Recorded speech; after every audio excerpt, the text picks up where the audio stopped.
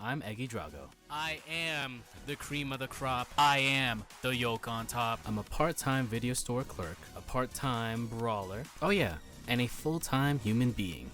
Wow. When I went to Tokyo back in February 2024, I went to an idol concert on a whim because my VTuber Oshi, who graduated, was into that scene. Needless to say, I got hooked. We bought way too many checkies. So much so that we have 2 checky books. 2 checky namakans. All hail the checky namakan. All hail the checky namakan. All hail the checky namakan. After talking to a few idols, I realized every single one of them has a story, be it why they chased this dream, their ups and downs, and even their future after all this. And that's what I'm here to do. Learn more about the idol culture, the various scenes around the world, and to give them a platform to tell their stories. Every idol has a dream and a story to tell. This is IDOLEYEZ.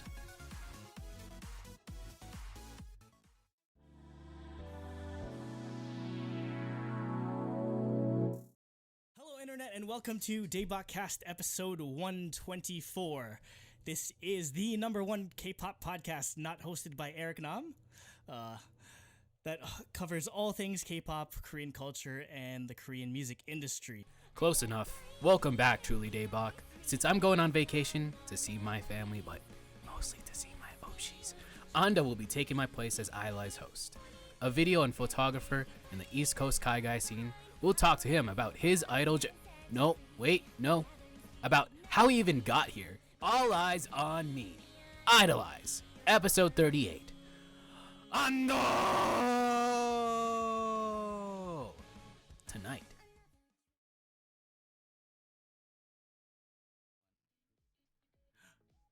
It's gonna load. It will load. It loaded. Whoa. Hi. Hi, everyone. It is the part 2 of this weekend, WrestleMania Night 2, IDOLEYEZ Night 2. I am the cream of the crop. I am the yolk on top. This is a cringy intro. I am Mighty Eggy Drago. IDOLEYEZ episode 38 with our guest for tonight, representing the Garden State. He is the #1 Palm Harajuku fan of all time. He is a master videographer, master photographer. He is a shoe fetishist person. This is Ando. Ando, how are you? Good. I think Kendrick's gonna sue you for that, but well, who cares? But this is a very, very different episode of IDOLEYEZ. Usually I have a list of questions that I ask for a guest, but now, no, this is thrown out the window. This is now a Zatsudan. This is absolutely not how you're supposed to do IDOLEYEZ, but here we are. But this isn't like, well, first of all, Ando is going to be the new host for the next 2 months of IDOLEYEZ. This isn't a random person I picked off the street. Maybe not. Maybe it is. When was the first time we met? Like yesterday, right? Coffee shop, right? Yeah. Yeah. See. But no. yeah, I flew to the West Coast and back. Wait. No, legit though. When was the first time we met? Right. Like in person or like the Or first time like we knew of each other's existence? Both. Why not both? Okay, so like the first time, I pretty sure because well, for reference, for those that don't know, I used to host a K-pop and Korean culture podcast named Truly Daybok, or the Truly Daybok Show, or Daybotcast. We kept changing it, but I think it was sometime in maybe 2018, 2019 when we made our Discord server, and I remember think you were one of maybe the first of maybe 10 to 15 people that joined, Right. and so, it was very small. It's still very small, to be honest. It's very niche. Just, yeah, talking about like random stuff. And then, you and, another one of our friends, Stu, shout out to Stu. You guys Honestly, you guys got me back into wrestling after a while and MMA because I was just like completely out of it for the longest time. But then you guys just kept yapping about it. So We kept yapping about it in the sports channel so hard that we Yeah. created fighting sports. yeah, because we had to get quarantined because nobody wanted to care about us talking about oiled up men in underwear like beating the crap out of each other. So after that, and then I mean, I think the first time we actually met in person was KCON. It was, yeah. That was KCON what, 2019? 2019. I think, or something like that. Yeah, In so the actual convention. yeah, part. because yeah, because back when they had a like that was, that was the last time they had a KCON or a KCON New York, Really? where basically it was like it was so they had the actual concert at MSG, and then the convention part was at Javits, but it's not like Anime NYC New York Comic Con level Javits. They just had it literally on the lower floor where Oh, they usually yeah. just have cute panel rooms and the queue to get inside like the main stage thing. But yeah, I remember that was the first time like we actually met in person. Yeah. And then we took that photo, like it was just us, like our whole crew, and then we took the photo, and then you hit the okay sign, and I was like, God damn it. Oh, you know who else was in that photo? And who's Ugh. a prominent part of the Hololive cosplay community? Dylan. Is Good he? old Dylan. He's not watching. No, he's not in the Dylan's he's not not in the watching chat, this. but he was in the photo though. Look Yeah, at yeah. us. That like the whole like lore behind it is so funny because like K-pop brings us together. Then pandemic happens. We all, or you and like everyone else, fall down the VTuber rabbit hole, Oh yeah. which eventually turns Dylan into like one of the most famous cosplayers in America. This dude. And then Fun fact: this dude hated Ian. This dude at first hated Hololive Ian. Shout out to you, Dylan. You're not even watching. You smell. But he hated Ian. He hated Ian. But then he cosplayed as Hako Spills at the Anime AX concert, and then he became like famous. the first ever Ian concert. But yeah. Oh yeah. Speaking of, we yapped about wrestling so hard in the sports channel that we created fighting sports. We yapped about VTubers so hard in the anime channel that they had to create Yeah, basically, yeah, we VTuber channel. we just keep yapping about so many things that aren't K-pop that we just get quarantined, even though I helped create this damn Discord server. I just keep getting quarantined. But might as well take it back. This is like the one question I always ask every single guest. Take it back from the start. What really like got you into like idol culture and like J-pop culture? Now there's like different phases that I really had to like think about this, because if you want like the first ever exposure I had to Japanese music would probably be, I mean, like obviously like growing up in America, we're always exposed to like Japanese culture. We, even though we don't realize it, like, oh, Pokemon, that's just a cartoon, or oh, Power Rangers, that's just like people beating up bad guys and going to school or whatever. But I'd say like the first thing that I was like actively aware of that was like Japanese music was probably when I played Kingdom Hearts in like the 4th grade, and that was the first time I heard Utada Hikaru song, and obviously like that was in English and everything. I think, is today her birthday? Is today yeah. their birthday or Her something? 42nd birthday. Yeah. Happy birthday, Hiki. Please come have a concert in the US again. I literally have never seen you. Do your old English songs. Yeah. Yes, please. Even the ones with the cringe lyrics and outdated references to Blackberries that some people just don't even know what the heck they are anymore. Anyway, yeah, so that was the first time I guess like I heard like music from a Japanese artist and was somewhat cognizant of it. But I'd say like the thing that really sent me down the rabbit hole the first time was, I guess much like most kids or people in middle school, was when I had my because I was actually really late getting into anime.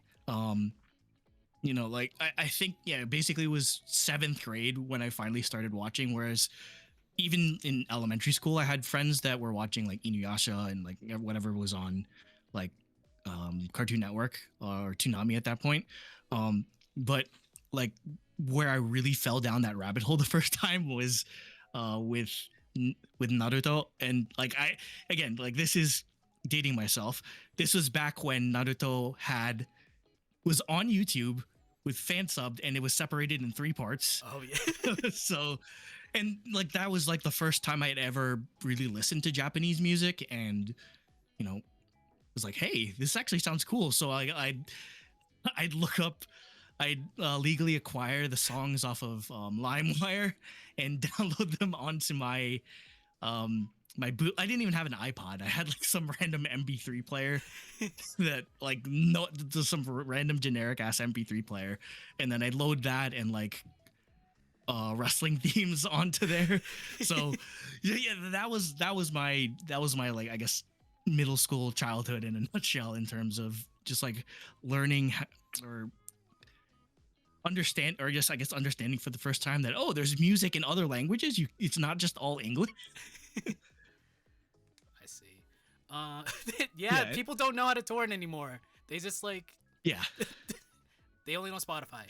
That's it. yeah, that, like torrenting, like you don't know how, like both with K-pop and J-pop, especially. Oh Like yeah. I still remember the dark days when, like there was no K-pop on Spotify, or there wasn't even Spotify, or especially like K-pop definitely came around to it like sooner, but then with J-pop, like, I remember for the longest time, like it's like some of my favorite groups like Perfume weren't on Spotify, so I'd basically just have to, you know, you had no choice, you had to download them somewhere, and then that was also back when they'd upload, because I don't know, it was a Universal Music Japan thing.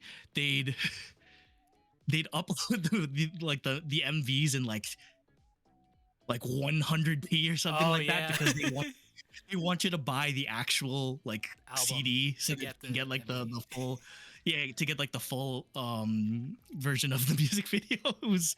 And you know, it didn't dawn on me until recently, like even like AKB 48, like they were doing that until maybe like 2018, like when I started like following with Produce 48 and everything. And like I'd actually bought one of those CDs, and I was like, wait, it actually does come with the full music video, because they'd only upload the short version.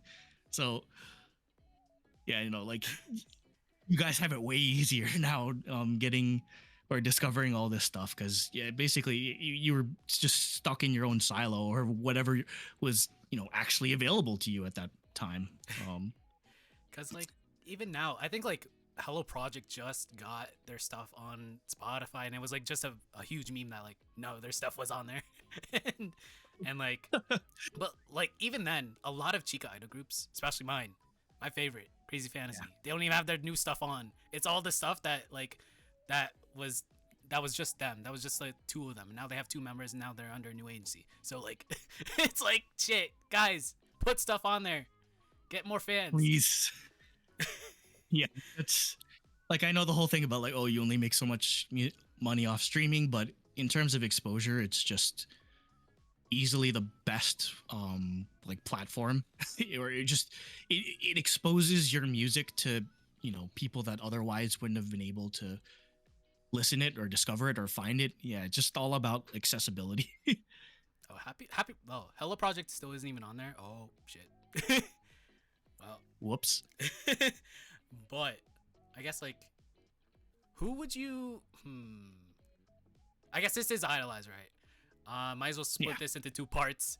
Who was your very first like J-pop idol group that you really got into, and like who was your Oshi there? I mean, okay, so after that Naruto phase in middle school, I kind of fell off of Japanese music again, and I didn't really pick up Japanese stuff, aka like music or anime or whatever, until like 2012 or 2013 when I was in college. Because like at that time, I think that's like the first time I ever like signed up to Crunchyroll, and I started watching a bunch of random stuff, and like particularly I guess like the story about like where I really fell into Japanese music was with Perfume. So how I probably had one of the most unconventional ways of discovering Perfume. So again, like Japanese stuff was like all brand new to me, and I was just going around Nico Nico Doga, because that was I was just like, oh wait, what is this stuff? It's like Japanese YouTube, and I came because I was just looking up random Attack on Titan MMDs. I don't know why. I really got sucked down that rabbit hole for some reason, and then I came across I think it's on YouTube definitely too. We can tweet it out later or link it in the comments for YouTube viewers. But so it was like an edit where I forget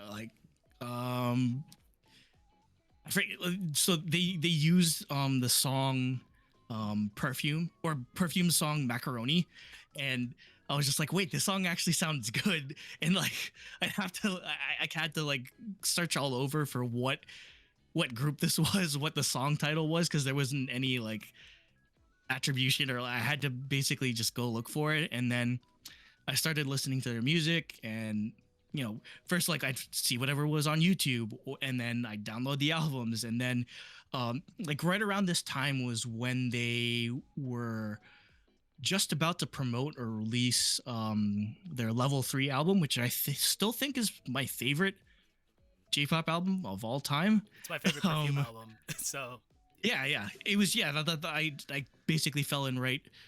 Aiden, I said it was Macaroni. Yeah, pay attention. Stop making your VTuber. But yeah, like the edit is so funny though, because I think like they edited like I think they got rescued or something, and then it was like John's whistling that they changed to like the tune of Macaroni.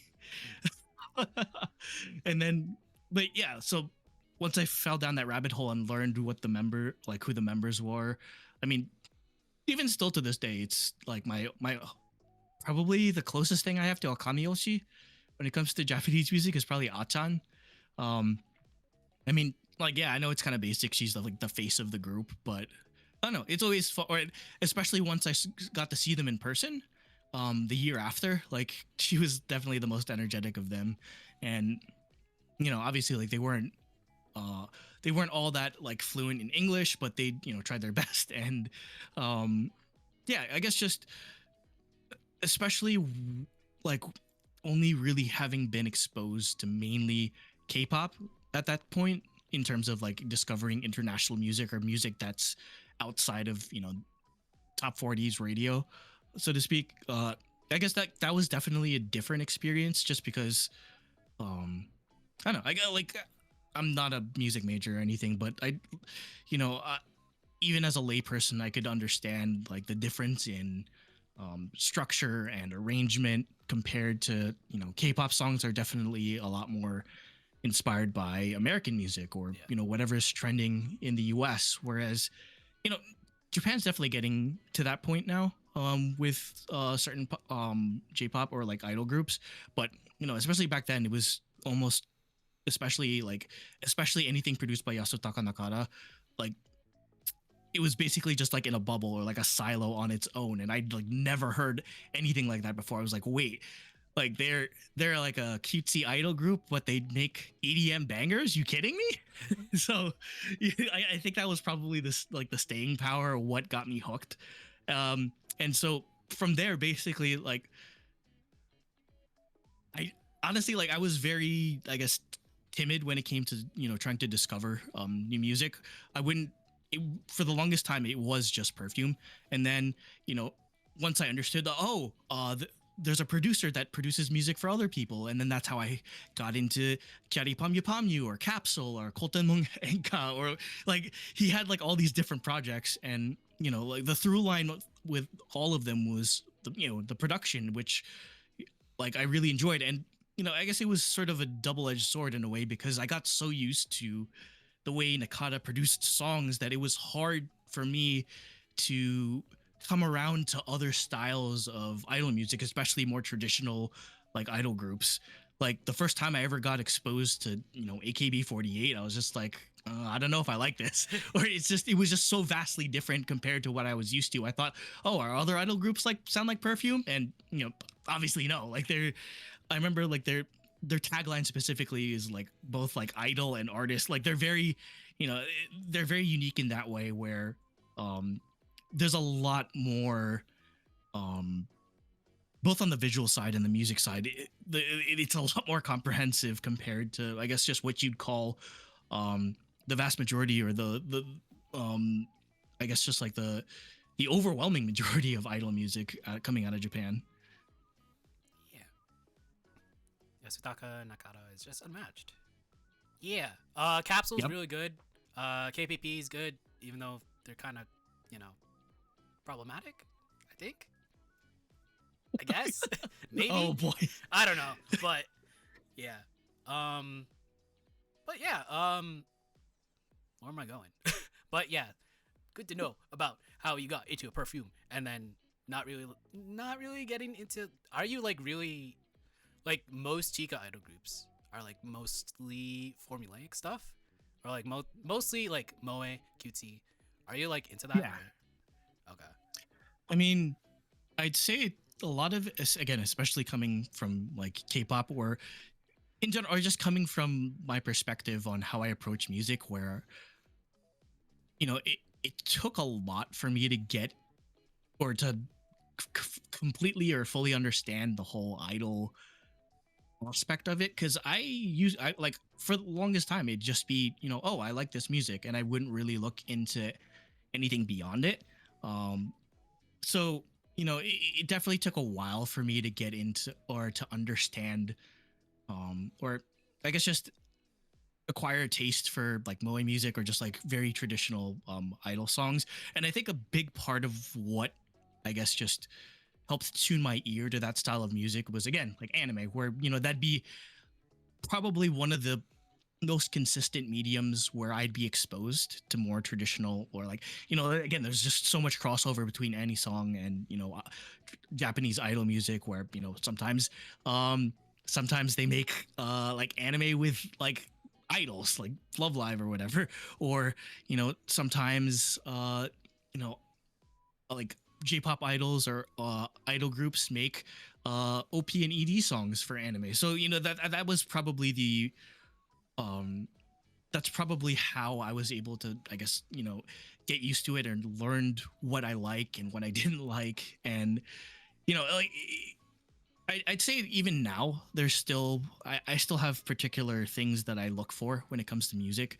But like, I guess, like, now that I'm in this world, especially, the one thing that I've definitely understood, and I think I'm stealing a line from Alex Pinku here, but they, I guess, like, the way they contextualized it just really made the most sense to me, is that so much of, I guess, not just the enjoyment, but so much of the craft that is idol music, or Japanese idol music specifically, is it's not just a music genre, it's a performance genre, where there's a lot involved beyond just listening to whatever the music is. Like, even more so than even K-pop, there's like call and response, there's mixes, there's wotage, like there's all these different intricate nuances that you lose if you're just listening to the songs. You have to like, whether it be watching live concert videos, or attending lives, like I'd say that definitely opened up my eyes a lot more, and made me understand, like, oh, now I get it. Like it like, I think there's a pretty like a common phenomenon when sometimes there's a song that you just hear like on like streaming, or like you like watch the music video or whatever, and you might not get it or might not like it as much, but then you hear it live, and there's this sort of like, I'd call it like a come to Jesus moment, where, oh wow, it finally makes sense in that context. I'd say like I'd say like Chica idol music especially is very dependent on that live environment, and building, I guess just building that, I guess just aura, so to speak, or else it's just very hard to, it's like if you're only listening to, or if you're only hearing this song with like one of your senses, it's just, as opposed to you're being like blasted with visuals and like sound and all that sort of stuff. Like it's more comprehensive in that way, and I think that's why I was eventually able to come around to it. I see. Yeah, it's like even for me, like listening to I take a drink whenever I mention them, Ria and Gumi. But like even with Tokyo Oiran, when their stuff was still on streaming, rest in peace. When their stuff was on streaming, the studio version was like they're good, but like it doesn't match like being there in an actual Taibon in the actual venue and like hearing the call and mix and like doing like the crowd like actions and stuff. So I get it, and that leads us into, I guess, since this is kind of how our paths cross a little bit with how we got into kaigai idols. So might as well ask, how did you get into kaigai idols? From you, because you dragged me here. I did. You dragged me back into wrestling. You dragged me into VTubers. You dragged me into Chica idols. Oh my god! All right. It's all your fault. Story time. When I was in Japan last year, this guy and another one of our friends, Stu Yu, aka Jack Wanon of KnockdownNews.com, follow them. They were the two people that I talked to when I was in Japan. I think right after I met Rio and Gumi at an off guy and talked to them. I'm like, hey, I want to start a podcast. I want to talk to idols. And then it was only 4 or 5 different people that knew about this idea. It was you, it was Stu, it was Ria, Gumi, and Ashes that knew about Idolize. Idolize before Idolize. And then yeah. And then what was it? But even then, I got back. Yeah, your Ashes. Yes. When I got back to the States, I was like, hey, I want to know more US Kai guys. And then you went to which convention was it? You went to CPAC. I went to Castle Point. Yeah, CPAC. No, we can't say CPAC. We can't say CPAC. I keep saying this in the. I keep saying this in our, like one of the Chaos Party chat. Castle like, Point. guys, you can't type it out as CPAC. That's a completely different thing. Castle Point. That's why they use like a hiragana a so that they don't get confused with the conservative whatever thingy. But yeah, you went to Castle Point. That was what? April. That was April. And you went to April of last year. Yeah. You went to like an idol showcase, right? Yeah, so honestly like the only thing I'd originally planned on seeing was because you told me, it was like, hey, if you want to get into this sort of stuff, there's somebody named Royal making their debut at Castle Point. And then I was like, oh, wait, maybe they'd probably be a really good guest for your new talk show or whatever. And so like I mainly went in with like, honestly, I wasn't expecting to fall into like the rabbit hole or anything. I was kind of just scouting for you and be like, okay, I'll go check out how they sound. And then and also I think part of why I ended up going to way more stuff is because I barely saw anyone cosplaying VTubers, or there wasn't a VTuber cosplay like meetup or whatever. So I was just like, okay, I'm gonna look what else is on the schedule. And then you were like, oh, my friend Ashes is doing like a call and mix panel at like 9 a.m. I was just like, okay, I'll try and go. And then the day of, I'm just like, nah, I'm too sleepy. So I ended up going to I didn't get there until like maybe 11 or 12. So yeah, like it's like a running gag between me and Ashes that I've known Ashes for almost a year, and I've still never seen this like the vaunted call and mix panel that's literally everywhere. Though I think next week the next week I finally going to see it because Ashes is doing it at MAG. So yeah. You're actually catching that, but you aren't catching the idol showcase, which sucks. You aren't seeing TV. Whoever the like the organizer of MagFest is, can you not put the idol showcase when it's literally like a Friday afternoon when most people are still at work? Damn, that was the story of my panel at Castle Point. Sorry, I wanted to go to your panel, but it was too early. But yeah. You scouted 2 different people that eventually became guests on the show, which were Royal Bucks, who was in episode 2, MS Paint Palette, who was like later, like right after Northwest Idol Fest. But yeah, you saw them before I got to know them. Oh, by the way, I still need that royal checky that you took at Castle Point. No, that was Kogara. Oh, that was Kogara, yeah. But that was so long ago. Okay.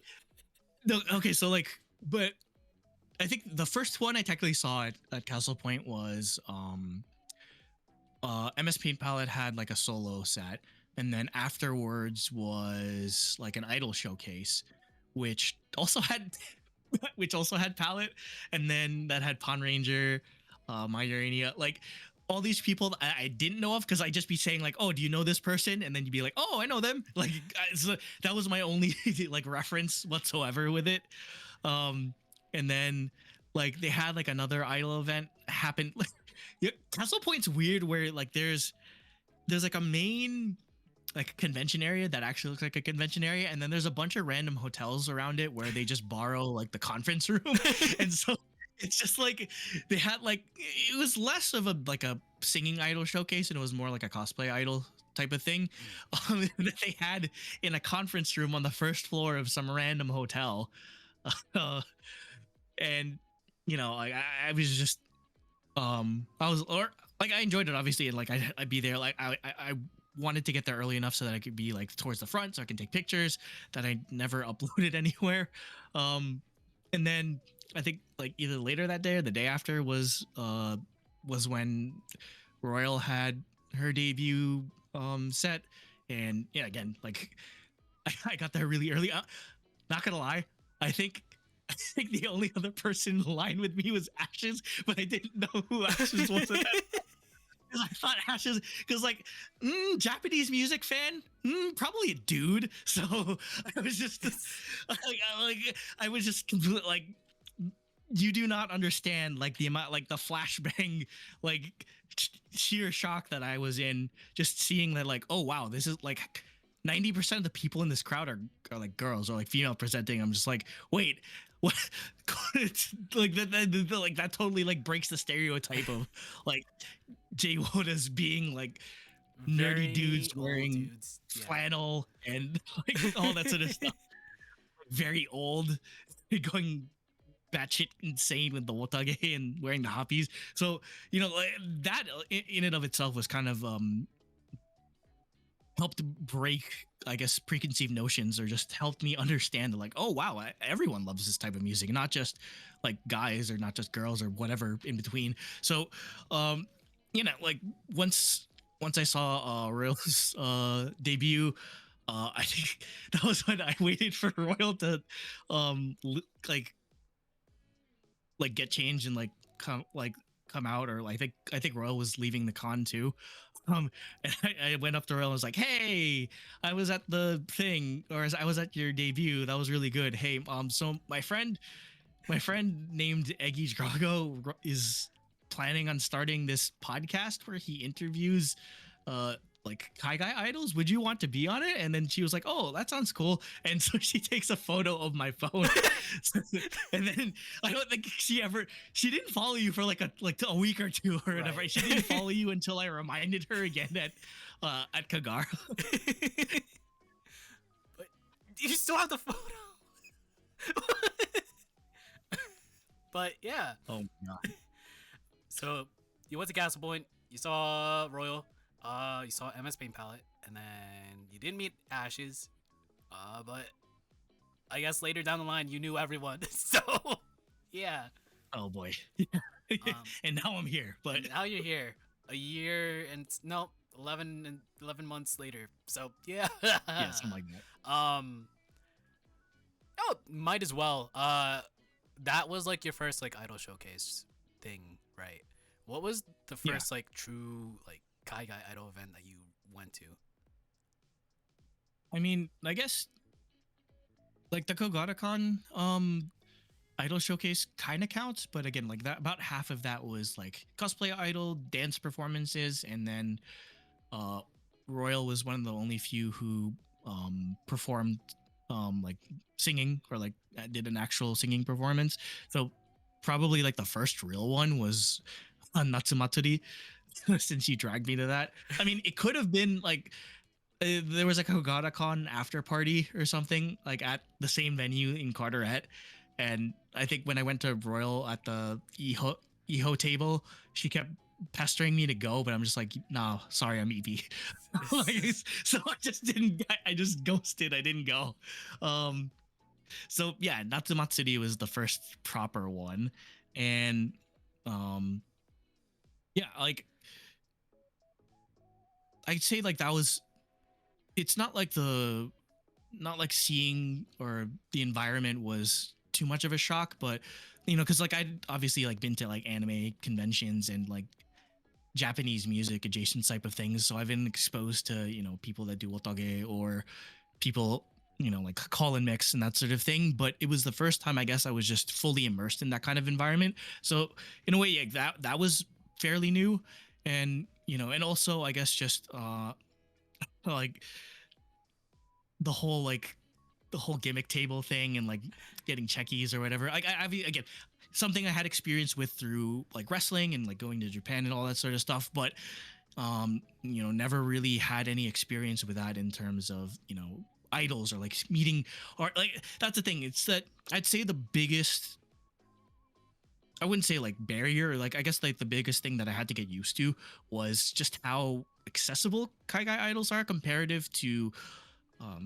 other genres of music, other styles of music, or other performers, where usually there's definitely a fairly large gap in terms of interaction between the artist and the fans, whereas with kaigai idols, like I don't know about you, but I was a bit nervous at first, just going up to random people and saying like, "Hi, Royal. Hi, Ishide. Hi, Aiden." I'm just like, am I allowed to do this? Like, are they too famous to like talk to regular people? And like that was very, like, I get that was a very surreal experience, and like even more like again like starting from that, even more surreal considering like half those people are my friends now. So. Yeah, like even then, that's like I guess the benefit the I don't know, double-edged sword, because like you can actually be personal with like Yeah. the idols that you talk to. Just keep like a boundary. Keep a boundary, guys. Yeah. You don't want to go. You don't want to go full gachikoi. But yeah, like See, like all these words, I didn't even know what they meant. Yeah, I didn't even know what gachikoi meant until like Aiden. What was it? Aiden, I have your stream up. Aiden, yes. Hi, Aiden. When you chanted Gachikoya, that was like the first time I heard about Gachikoi, and I'm like, what is this? And it's like, oh, it's being delusional. Yeah, it's like a 2-second delay, but yeah. Even then, even with K-pop and like professional wrestling, like there's actual sanctioned meet and greets, and like with K-pop, it's like a high touch. High five. You get maybe for a fan call, maybe like a minute, but like even with like the manager, like if you even stare or make eye contact with the idol for more than 5 seconds, they're like move next. Like so, like that type of I'd always be going to K-pop concerts, so that type of interaction I'd be used to, and it, I just wasn't used to the idea of like where before, like with K-pop idols, I'd like have to like rehearse like one line that I could get out because like that's all you have. Whereas at like like Taibans or whatever, you could have like full on conversations with idols and realize, wait, they're just regular people. Yeah. It's like some of them even have like day jobs. This isn't their this isn't their full time thing. Yeah. I'm putting you on the spot. Who was your favorite performance at Natsumatsuri? Oh shit. Oh god. You could be like bipartisan and say all of them or whatever. No, I don't want to chicken out. Like if I have to be like or if I want to be like 100% honest, like I can't be objective because music, but if I wanted to be 100% honest, it was definitely Phoebe. Because I mean, I'd always I'd always hear you yap it on and on about Phoebe, and I'd never really like checked out her music until really until I heard it at Natsumatsu Day, and I was like, wait a second, wait, Phoebe's actually cracked. What? Like, Yeah, like like, like basically, again, like going in blind and then hearing her music, it was just like, this sounds like an anime character brought to life. In a way. And that's probably the best way to describe Phoebe's music, or just the specific I don't know, I guess just a specific like cadence and intonation and the way she, delivers her vocals is, you can tell she's worked at it a lot and refined, her style for years. So again, even though a lot of this was fairly new to me, I could tell immediately just how much work it, it took to, get to this point. And I that again, that, like, I feel like that's what gives me even more of an appreciation for it, because like I said, they're just regular people. Some of them have day jobs. Some of them, have been grinding away at this dream or this passion of theirs for years. And you know, like, not everyone might be like the best singer, the best dancer, but you can. I think the thing that you shouldn't always discount, just from purely what you hear from first impressions, is hearing that progression, or seeing where they start and where they end up. And I'd say like that's definitely the biggest appeal. And I like, even before I fell into this community, that's the one thing I understood. That's the main difference between Japanese idol music versus K-pop idol music, or like American pop music, is they're very intrinsically focused on the idea of growth, or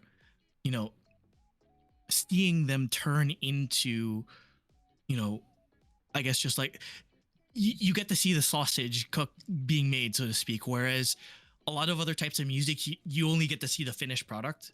And I'd say like I'd say there's no one way of doing it like that's better than the other, but it's that was definitely the most interesting distinction that I discovered with J-pop music, is that they're willing to accept the imperfection, they're willing to accept mistakes. And some people, like, when they mess up lyrics, or if they like fall over doing choreography, like sometimes like that gets them more fans. It's kind of like topsy-turvy, where if you're messing up, or you don't do something right, like some people would just like abandon you, or like skip on streaming or whatever. So I do enjoy that part where you're giving people a chance to grow and see that growth and be part of something from the ground floor, which is that's something I'm very passionate about.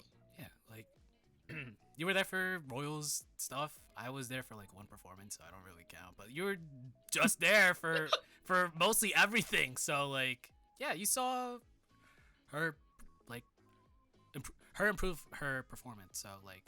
And then even for me, like, and as an example, as it was just recent, but like, there was a Sydney Idol concert. One of the openers was New Wind. New Wind was like a 5-unit, like, recently debuted like group of Japanese girls that is produced by a veteran JP Idol. And like, yeah, they just debuted, and they just started, so they're very green, and it's. But you like seeing them improve upon like every single show, like that dedication to like see them grow and improve like later down the line. It's I'd say it's rewarding. So yeah. Yeah, and again, I'd say one of the biggest things I'd say like one of the biggest things that idol culture tries to promote, I guess, is just like when you hear people talk about idols, where like people are saying like, oh, why are you like so dedicated, like monetarily, financially, like spending all your time going to all these idol concerts, is because and you hear people say like, oh, like hearing their music or seeing them perform or seeing them try their best makes me want to try harder in my own life, or inspires me to want to achieve something that I didn't think I was capable of before. And I'd never really fully understood that sentiment until I really, got into this community. Because, especially now that I've made, really good friends with some people that are performers, where, like what you see on stage is honestly only half the battle, where what goes in to just even preparing a performance, like what with Ashes did. And when Ashes brought me in for like Water the Chaos Party, just seeing like how much you have to prepare, how much, like all these different logistical things that normal people, if you're on the other side of the curtain, you wouldn't even think of to be prepared for. So again, like I I've always been the type of person that's very interested in how things are made or how things are get put together. um so like whether that be being a shoe designer, or like analyzing K-pop music or Japanese music, or building computers. So like I don't I take a lot of interest and pride in being able to understand or see something, like, oh, like you're literally building something from nothing, essentially. So you know like I have even more of an appreciation for that aspect of it, and it's probably a big motivator of like why I'm still here, or I was why I said, yeah, sure, I'll come host Idolize, is because it's always, I think it's a, yeah, it's a really good thing for not just for us, for like anyone else that's using their talent or their platform to be able to shed some light on artists that might not have a million streams on Spotify, or might not have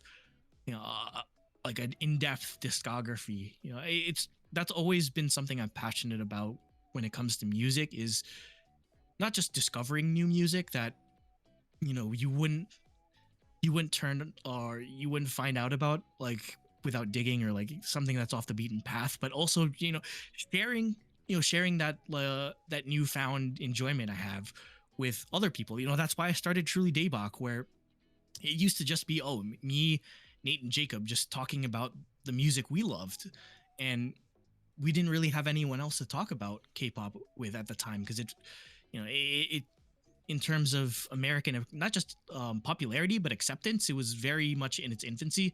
So we wanted to use that platform to sort of introduce people to new music that they wouldn't have discovered otherwise. And once my time there was or once I wrapped up, I still remember like some people's comments where they thank us for being like introducing them to new music, or somebody that became their favorite artist, or just even offering diverse opinions on different artists or different types of music, instead of just saying, oh, this is good, like 100 times over and over again.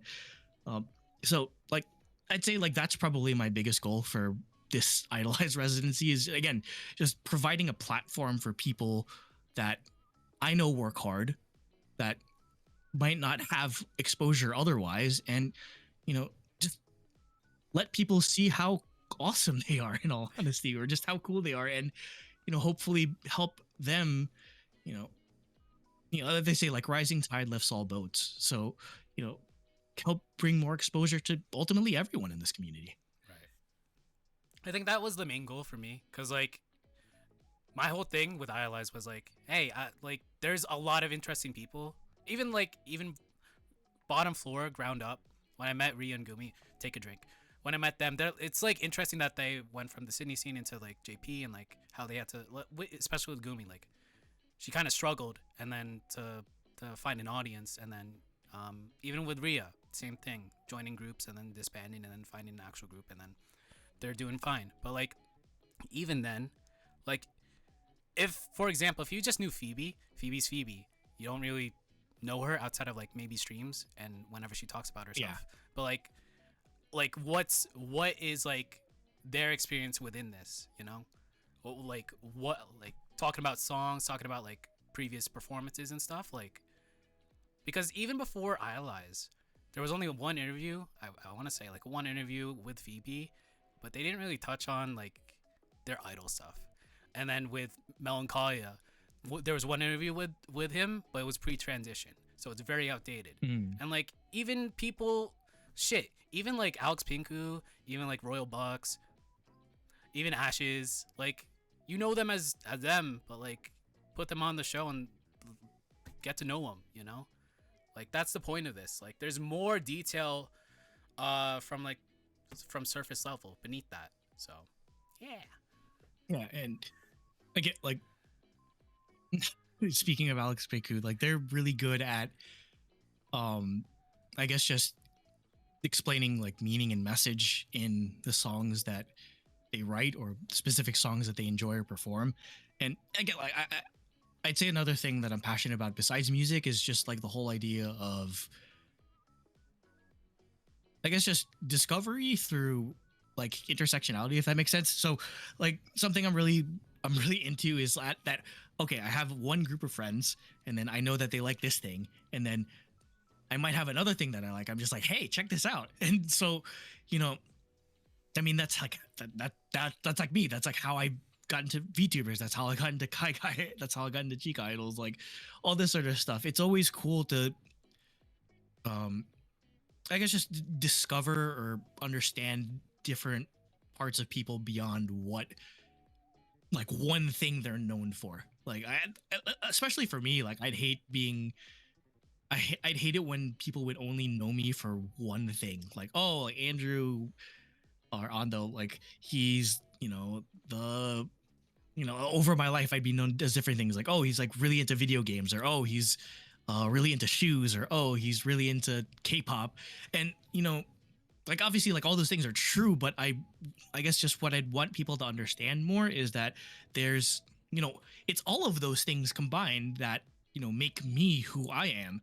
And I feel like just listening to music or just seeing performances or seeing what limited exposure kaigai idols have, it's not the whole story ultimately. So I feel, yeah, I'd say that's another thing that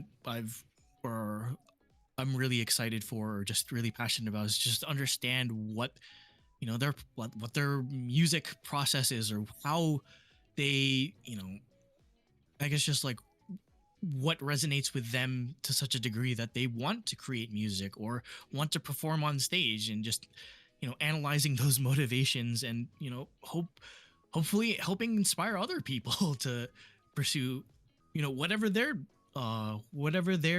passion is, whether that be being an idol on stage, whether that be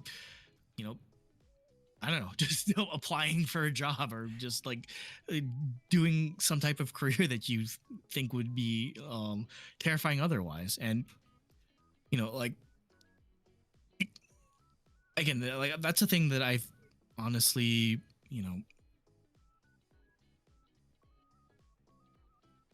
it's probably what separates kaigai idols the most from other genres of music, is that there's a level that, again, like there's that level of personability that you just can't really get with other artists, where there's so much of a there's so much of a professional side, or a personality to it, that it's like, especially with K-pop, where there's a lot of manufactured personalities, or you have to fit a specific archetype, whereas yeah, like so much of what I've, again, like I'd say like the slice of kaigai that I've understood or gotten to know is very, very thin, like specifically like Northeast or East Coast type of things. But from what I've seen, I like there's no faking, or there's no acting when it comes to whatever they put up on stage, and that's something that I definitely appreciate. Well, Tara really liked talking about K-pop with you. Yeah. Yeah, because I'm like the only person that bothers Tara about just like random K-pop stuff. Like even when so at Idol Gateway, I think Tara was like, "Oh, you're the first person I've ever like." I asked for like a checky, and then Tara was like, "Oh, like you're the first person that's I'm ever taking a checky with." I'm like, "Oh God, why are you giving me that special distinction?" And then just like the kill time, or like shooting the shit, we were just like talking about like favorite like idol groups or whatever. So yeah, like Tara, I'm really glad you said that you'd be on the show with me, because it's gonna be a funny experience, because we're probably not even gonna talk about we're not even gonna talk about our career. We're probably just gonna yap on for 2 hours about K-pop, but You know, truly that should be J-Bop fun. 2. That's what I meant. Yeah, truly J-Bop 2.0. Yeah, we're bringing it back. We're bringing it back with Tara and Ando. Yeah. Sorry, Nate. Sorry, Jacob. I found the new co-host. Speaking of Checky, do you remember like the very first Checky or like Checky session that you took with someone? Like specifically with like idols or With idols, yeah. Well, I mean, like the first Checky that like I would have gotten would have been at Natsumatsuri. But I mean, like I've taken Checkies with like wrestlers before, but like specifically with idols, yeah, it was Natsumatsuri. And like I was still discovering like what pose I wanted to do. So I think Royal was the first person I took a Checky with, just because I think Royal's line was short or something like that, or Royal was the only person I knew already. So I was like, okay, I can go up to them. So I think I just did like the finger heart thing, but then later, that's when I started developing my go-to, which is like the thumbs up heart. The Jaywong. Yeah. Like, I started doing that at like when I'd meet wrestlers or when I'd meet any. So I did that with like Tom Nakano when I saw her at like a, what was it, Spark Joshi Pro Wrest. So like I started doing that, and then when I ended up taking a Checky with Everglow, I think it was, yeah, and I had to explain the whole thumbs up heart thing to them, and they ended up doing it, but they were just really confused. But I don't know, it's just like my go-to pose now, I guess, because like I can't think of anything else. Well, I remember the very first time I got a Checky because you were crucial to this. Holy shit. Okay. Well, that was like that was dead ass. That was like 6 in the morning. I here, was like, and you were just okay. like, you were just deal. losing your shit. It was like, oh my god, I bought a Full deal. Checky Okay. for- I think this is like the very first time since the JP stream from last year. So story time. Very first Taiban I went to, I saw Tokyo Oiran, but I didn't know Ria at that point. But I was like, I want to buy a CD from this one group, and I think it was a headliner. It was Emo 7, and they had like a member that was graduating, Yukurin, and I was like, I went to the gimmick table, and then I pointed at something. I thought it meant CD, but the girl, cause like this was the very first time like I saw the idols manning the merch table and not like a manager or something. I'm like, damn, that's weird. But like, so it was the tallest member of Emo 7, and she was like, she can't speak English, but she was like, Checky, 500 yen, and I was like, shit, okay, here's 500 yen. I don't know what the fuck's a Checky. And then she gave me like a ticket, and like she like signaled me to go to the line, and it was for the member that was graduating, and they had like a whole flower stand and everything. I'm like, oh shit, what did I get myself into? And then what was it? You're just like in like the I was in the group chat. You're just like, guys, I ended up buying a Checky. What do I do? Well, wait. Might as well just screen cap it. Hang on. Is this safe? Oh god, you brought it up. Oh my god. Hang on. Actually, yeah, you might as well. Hang on. Hey, chat. What'd you eat for breakfast? Oh god.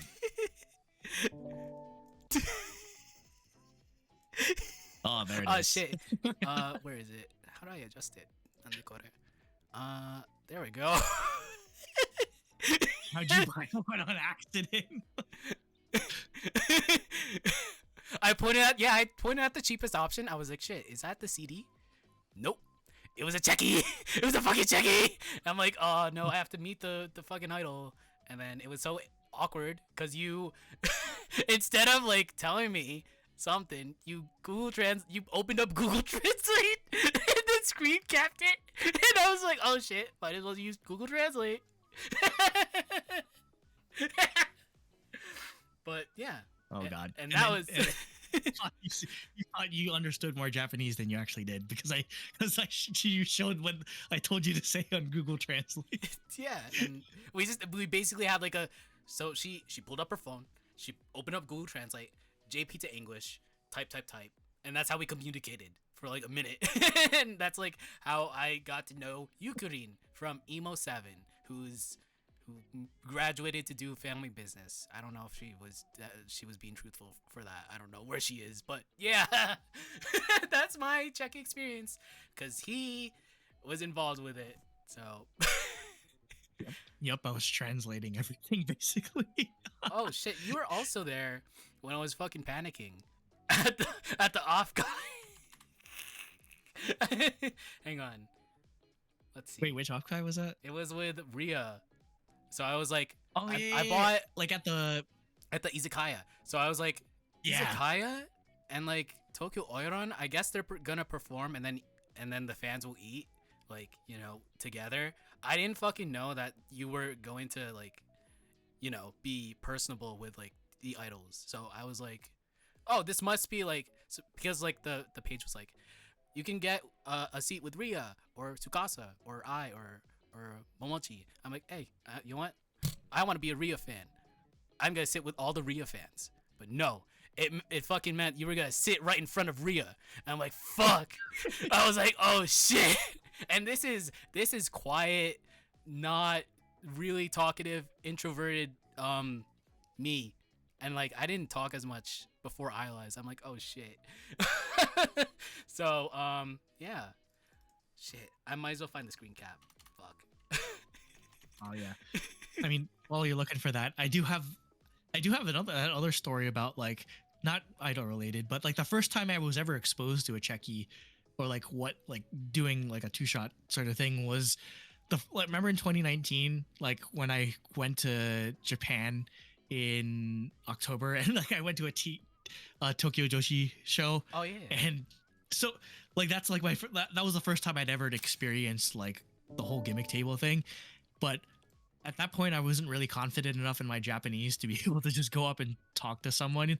So like I remember, and obviously like this is back when like Up Girls Pro Wrest was very, very new. So Noah Hikari, she had like no line, or I saw like the person like taking like the money or whatever for like the checkies, and I think like literally two people went up to take a checky with her, and like before I could I guess just nut up and not be scared and actually just like go buy one, like the checky line closed. Oh. I'm just like, and then when I went back, when I finally was able to go back in 2023, 2024 for like Tokyo Dome weekend, like that was at like Koraken, and the first like I make a mad dash for like the checky table at first, and I was like, oh, is there any no Hikari checkies available, and then she was the only one that sold out.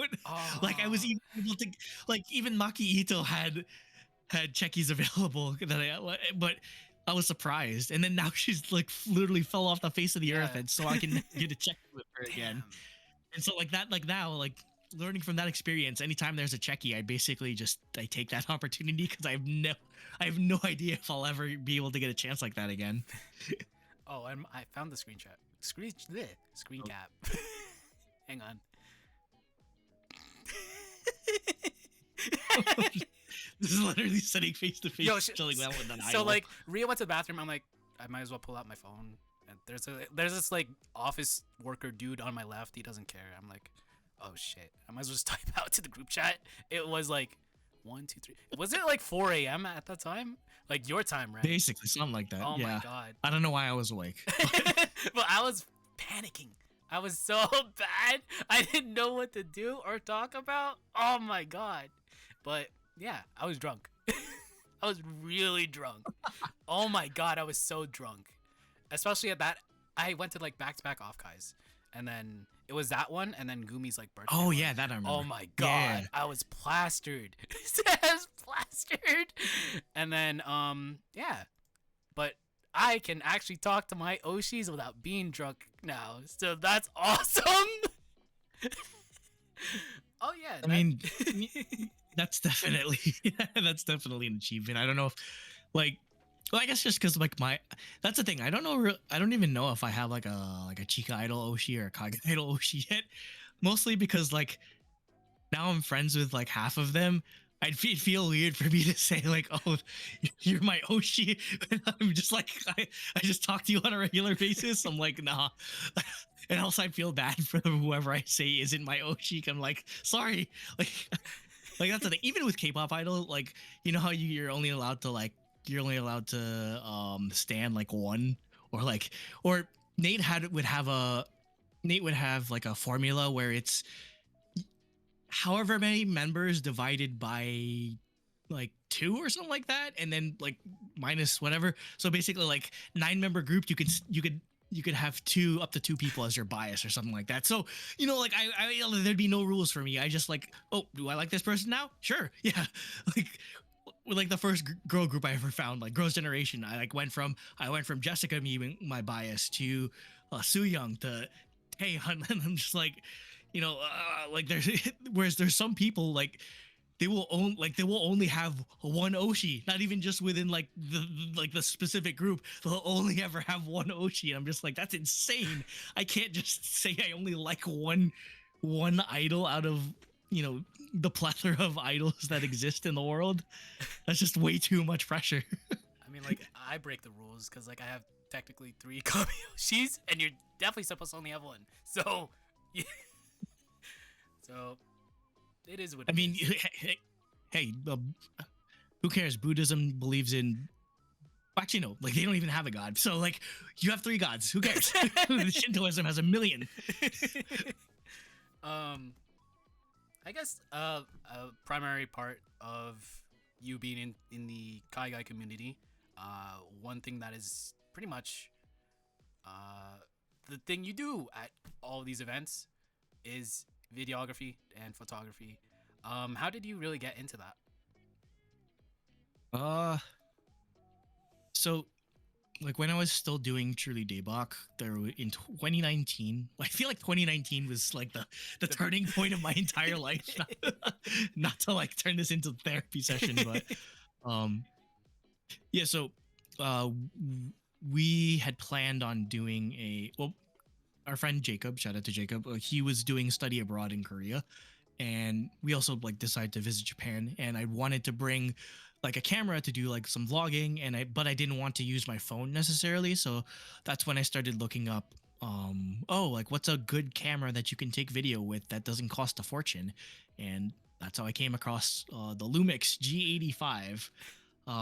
And you know, in 2019, I had no idea how to use it still. Like when I brought it to Korea, I didn't know how to, like, I was like, oh, like, I tried taking a picture. Oh, why is it so blurry? Because I didn't know how to adjust shutter speed.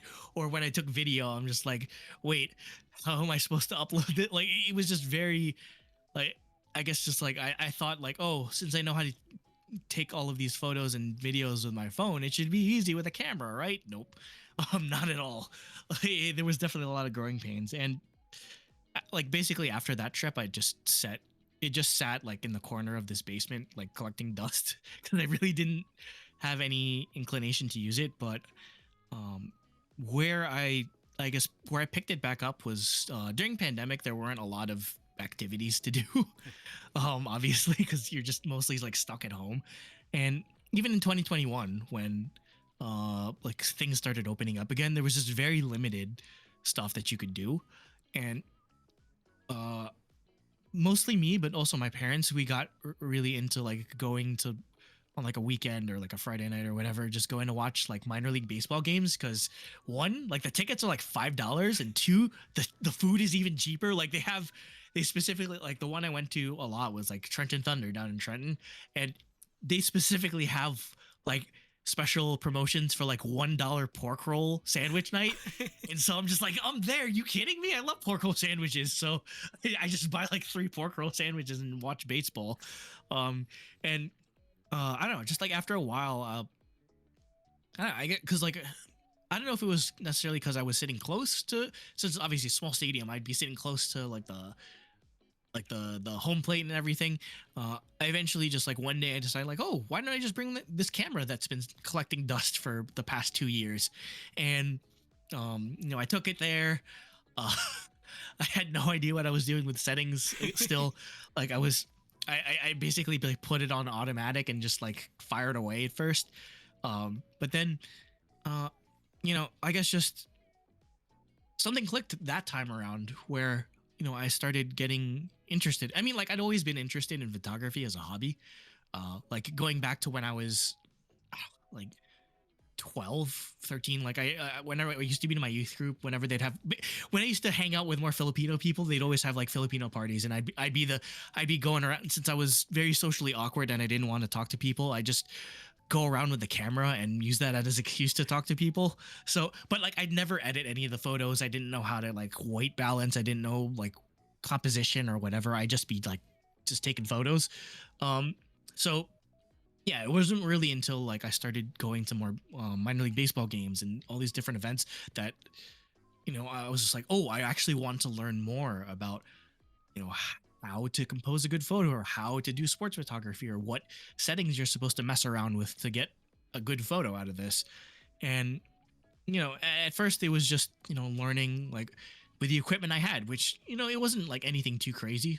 Like I bought it was the camera body and then 2 lenses for like $1,000, which is very, like, it sounds like a lot of money, but for camera gear that is very affordable. Like that is almost unbelievably affordable for something that's brand new, like not even used. So at first it was learning how to like learning, I guess, just like how to capture the perfect moment, and then like learning how to edit the photos. At first I was shooting in like JPEG, so like the photo would already be basically finished. So, and then after a while I heard like, oh, if you shoot in RAW, you're able to like do more editing. And like obviously like with my day job, I'm supposed, or I'm very familiar with the concept of like, oh, editing images or like designing something. And that's when I really got into that side of photography. As well, I honestly, like, I enjoy that side of photography just as much as I do the actual like act of taking photos, is because like a lot of it reminds me of design. It has the very same principles of like how to arrange something, or what color or what shade to make this photo. And it definitely takes a while to sort of build up that recognition, or I guess that eye, so to speak. But like at first, like when I started doing my photography, or just I started uploading it, because before I just I wouldn't share it anywhere, until like one day I was just like, screw it, why don't I look through this and see what's interesting, and I'll just upload it to my Instagram. And what little understanding of editing I did have, like if I look at those photos that from when I first started taking it more seriously to now, like my style has definitely developed a lot more. Whereas before, like everything would just be super, like it looked like it looks like the camera was like on LSD or something, where it just be super saturated, and like there's just like super extreme, and it look very processed. Because I didn't know what I was doing, and I wanted like, oh, like this looks good, I think. And you just kind of want it to look like what's on your smartphone, since like that's what you understand the easiest. And then the more I did it, like it was definitely sort of a journey to sort of not just to figure out my own style, but to figure out what I enjoyed the most out of photography. Because there's a lot of different genres of photography. There's people that take pictures of sports photography. There's people that do like portraits in a studio. There's people that do landscapes. They go out into nature and just take pictures of mountains and stuff. Or I'd be experimenting like with sports photography and then street photography and all these different sort of genres, and like I still enjoy them, but I'd always feel like it wasn't really my niche until um I guess like was it 2021 still like until I went to Anime NYC, like the first one after the pandemic essentially. And I brought my camera and I was like, okay, I want to go take photos of like Hololive cosplayers. And you know that helped me understand what I actually enjoyed out of this hobby. And you know it's also, in a way, it's sort of like finding, it's I guess kind of like Idolize, where it's finding a way to elevate people that I think are interesting and cool, or have done something or have made something that I want to showcase. And so I think I went like 2 days, and I I took like maybe I barely took over 100 photos, I think. But I went through those and I edited them, and then I uploaded them onto my Instagram, and I also uploaded it to Reddit, onto the Hololive subreddit, and that That popped actually off. blew up. And it was just, yeah, like, nothing I ever made after that popped off just as much, just because like it was very limited in terms of what cons were actually running at the time. So that really sent me down the rabbit hole of, oh, I actually really like doing cosplay photography. And and then once concerts started coming back, I really, like, how people are like, oh, like you shouldn't have your phone out during the concert, like you have to enjoy the moment, which I respect that idea.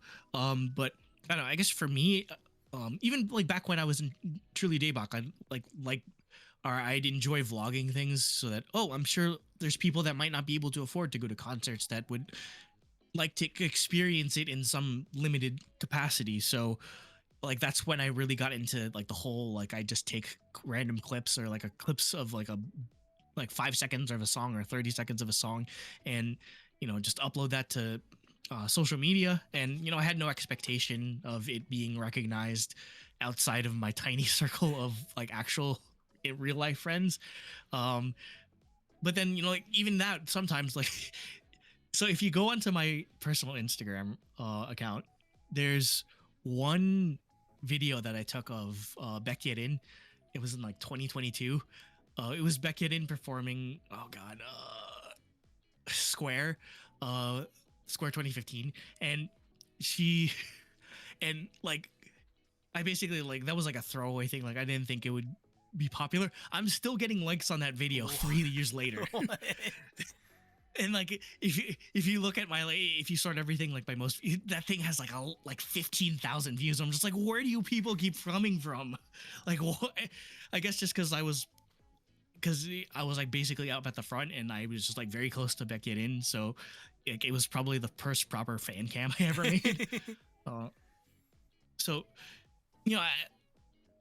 most of these concerts, you don't really have like an opportunity to take professional equipment with you, because like, it's, which is such a far cry from Japan, where like I remember going to wrestling shows and being like, so I guess just like so flabbergasted that, one, you can bring outside food to like the Saitama Super Arena, the Tokyo Dome, and they won't like tackle you to the ground. And two, like almost everyone had like a DSLR or a mirrorless camera with them, and I was just like, whoa, wait, you can do that? So like it always felt, I guess, just limiting in a way that, oh, like I don't have the reputation for something like this to be able to do it at a K-pop concert or American concert, like whatever.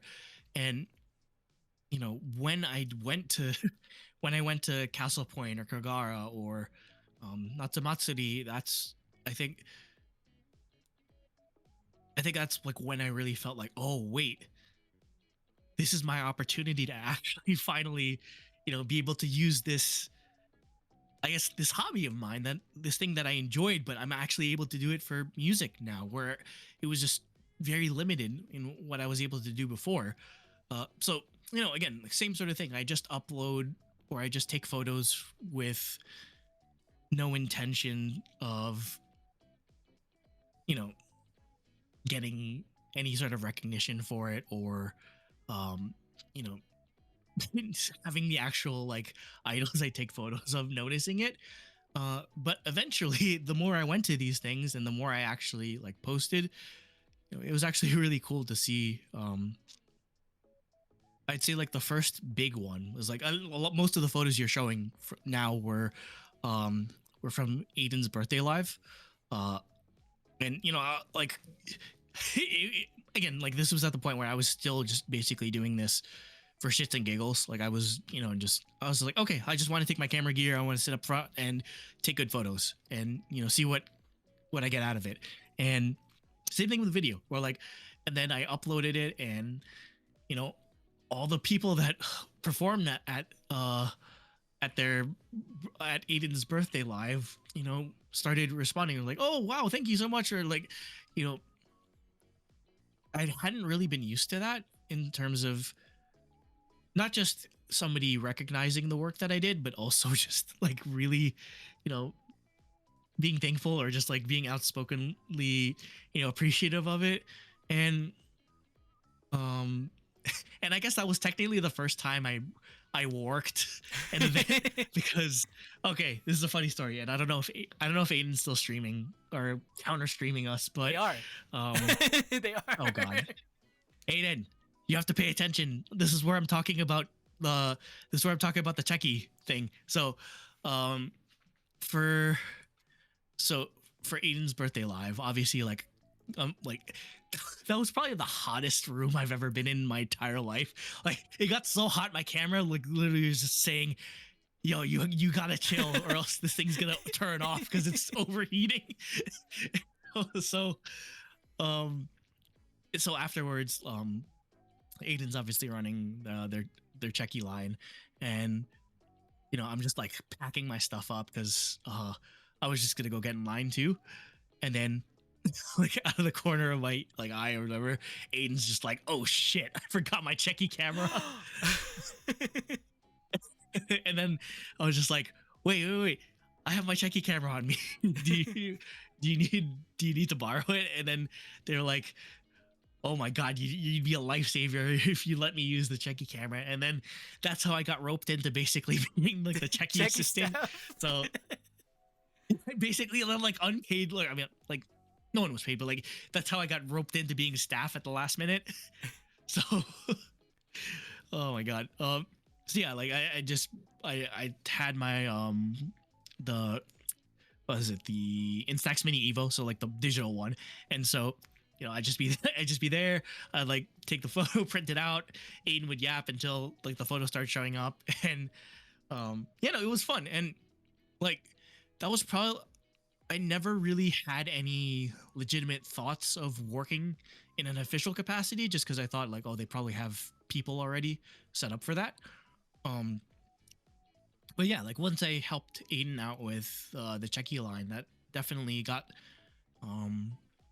it definitely got the gears turning, so to speak, where yeah, like I wanted to actively pursue these types of opportunities. And I didn't really know how to go about it because I'm not the kind of person that's like, hey, can I take photos like officially for your concert? Like I don't know, that just felt too awkward for me. Yeah, a lot of it was just pure dumb luck in a way. Where like first I go to Idol Gateway, and obviously like Lance was doing the official photography, but I also had I was also there. I took certain photos, or I took video that they like introduced me again to even more people. And then like sometime after that, that's when Ashes reached out to me and said, okay, I need to, this is I forget if I've ever told this in public, but it's probably like the funniest joke I've ever made in my life. Ashes just DMs me on Twitter saying, hey, are you doing anything on December 7th? And I reply, not invading Pearl Harbor, not bombing Pearl Harbor. And then Ashes is like, I'm dying. And then Ashes explained the whole idea of, I mean, obviously, like I'd known Ashes for a while at that point, and yes, I know you lost her mind. That's still like the funniest thing I ever said. like I was in this community long enough to know like the running joke with like, oh my god, Ashes idol debut, oh my god. And so when Ashes actually messaged me saying like, oh yeah, it's actually happening, I was like, you shitting me? It's just like, is this a joke as well? um and yeah, like, and when when Ashes reaches out saying like, hey, do you want to do the photography for it, like, that's probably like, you know, I tried to keep my cool with Ashes, like, but like internally I was feeling like, what? I'm actually getting to work an event like officially for the first time ever. Um, so, uh, that. Uh, I'm sorry, just chat is distracting me, right? Let's pop it off. But, uh, like, and especially like after in the aftermath of, or like seeing the work that I was able to produce at World of Chaos Party, I that was some of the best work I'd ever done, and I was genuinely very appreciative of uh the fact that I was able to help take photos for that event. And again, that really like was, I guess, like the start of me being like, okay, I can actually do this professionally somewhat, because for the longest time I'd always be scared of, not even specifically just with photography, but also with like when I was doing YouTube, I was always scared of the idea of doing something that I enjoy as a hobby as a profession, because I've definitely had that experience where something that I did for fun that I tried to take more seriously, it get all the fun sucked out of it, or it'd feel like I really wouldn't enjoy it as much as I did before. But I'd say with cosplay and idol events, it's the one niche that it feels like I'm actually able to I guess just be myself or showcase my talent, and I don't have to really tailor things specifically to reach a certain audience. And I'd say that definitely gave me the most confidence to be able to pursue more paid work and more working more events. Is that even when I was doing it for shits and giggles and for free, and everyone would give me such glowing recommendations and compliments for the work that I did. And honestly, like that's pretty hard. I don't know. I know it sounds dumb saying that out loud, but yeah, that's really hard. Like sometimes it's very hard to find people that, I'm a very detail oriented person, and there's little tiny details that I put into, whether it's designing shoes or making YouTube videos or whatever it might be, that I put in, and I expect absolutely no one to understand or get or like be able to appreciate it the same way I do. And so when everyone, I guess, just would speak so highly of my photos and be able to, show like a more than a surface level appreciation for it, that's like I told you before, like I told you in that group chat, like that's where I felt like I was finally home. And you know, it felt like I found the one community where people are okay with, the work that I'm able to do. They're not expecting me to be crazy, super professional, or like whatever I'm able to, whatever I'm able to produce, they're more than happy with. And, obviously, like I'm always I'm always my biggest critic. I always, even now now that I'm starting to take more paid professional work, there's always stuff that I want to improve on. But I'd say that's why I feel so uniquely connected with the kaigai idol community, is because they're the ones that gave me the confidence to, you know, do more work, and not just keep it for myself, but to share it with other people, and not be afraid of, I guess it's like I kind of feel vulnerable in a way when, you know when I put I'm very reserved. Like even though I've yapped a lot for the past hour and a half, It's idolized. You can do that. you know, like it's fine. yeah, yeah. So like I don't, sometimes I don't like talk out loud or a lot, or sometimes I'm very reserved when it comes to like what I share with people. So like that, like imagine that to the nth degree when it comes to something that I'm actually creatively invested in. So like shoe design or YouTube or photography in this case. So it, I like having the confidence that, you know,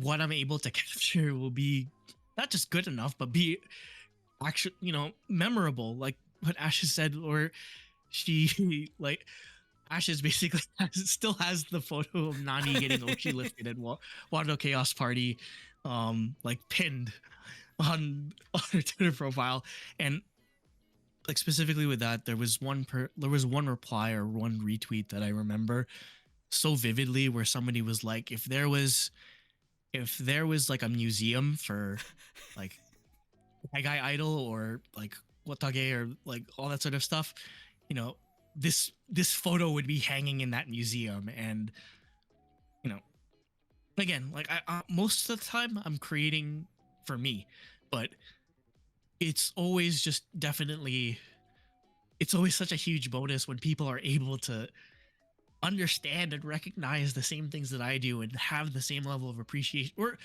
in honesty, most of the people I take photos of appreciate it more than I do. It's like I'm just like, yeah, that was okay. And some people are like, oh my god, this is the greatest photo I've ever seen. And I'm just like, well, calm down, please. I'm still new at this, please. That scares me. I don't want to get a big ego out of this, but yeah, like you know, ultimately, I'd say like that's why I'm very. I don't want to say indebted because it's not like that sounds weird, but I guess that's why I hold this community very preciously, because it isn't even just the idols or that people are appreciative or supporting or being appreciative of. It feels like everyone, in a way, where